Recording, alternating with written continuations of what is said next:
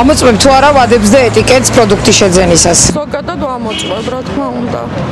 ზოგადად არის ისეთი, ყვების პროდუქტი, რომელსაც ჭირდება მაგალითად მაწონი. ფასდაკლებაში უშვებენ ხოლმე ვადაგაზულებს ნანახი მაქვს. ზოგს თავსახური არა აქვს და ხუფი არა აქვს კიდევ. ჭირდება აუცილებლად. ეგ არ არის ერთი და თაფლი დაუშვათ რო არ შევამოწმოთ. კი ვაკვირდები ხანდახან, მაგრამ მაინც ყიდიან ცოტა ურევენ ძველ იმას. შეგხვედრიათ მასა? კი, მომენტში შემხედრია და მე არ მიხმარია და გადამიგდია. არა, იმიტომ რომ ვენდობი იქ ყოველთვის შემოწმება რაღაცა და როგორ შეიძლება ახლა მოვწყდე. კი, როგორ არა? ამოწმებთ ხოლმე? და ქონიათ შემთხვევა, როცა ვადას სწორად ეწერა და გაფიჩებული. და ასეთ დროს ასაკეთებთ ხოლმე? რა ვიცი, რას ვაკეთებ და ვუბრუნებ თავისთავად, რა თქმა უნდა. არა. არც ვადებს არ ამოწმებთ?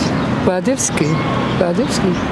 და რამდენად ყოფილა ესეთი შემთხვევა, გიყიდიათ და ვადები ქონდა, მაგრამ აი სიტყვაზე პროდუქტი გაფიჩებული იყო, არა? ძალიან ხშირად. კი. ქონიათ მსგავსი შემთხვევა? არაფერი არ შემოიცვალა. საერთოდ.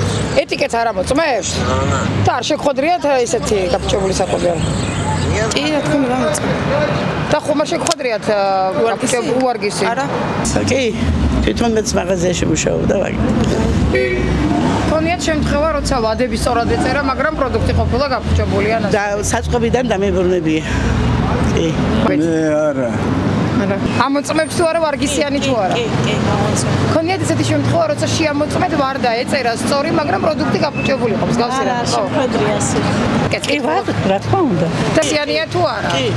და ქონიათ შემთხვევა, როცა იყიდეთ და ვადა სწორად ეწერა და გაფიჩებული იყო? არა. კი, ვაკვირდებით და თანაც ეტიკეტს დავხედავთ ხოლმე ძველია თუ ახალი. კი, ძალიან კარგად. და ქონიათ თუ არა შემთხვევა, როცა შეამოწმეთ ეტიკეტი წესრიგში იყო, მაგრამ გაფიჩებული იყო პროდუქტი არ არა? მქონია ეგეთი შემთხვევა, სიმართლე გითხრათ.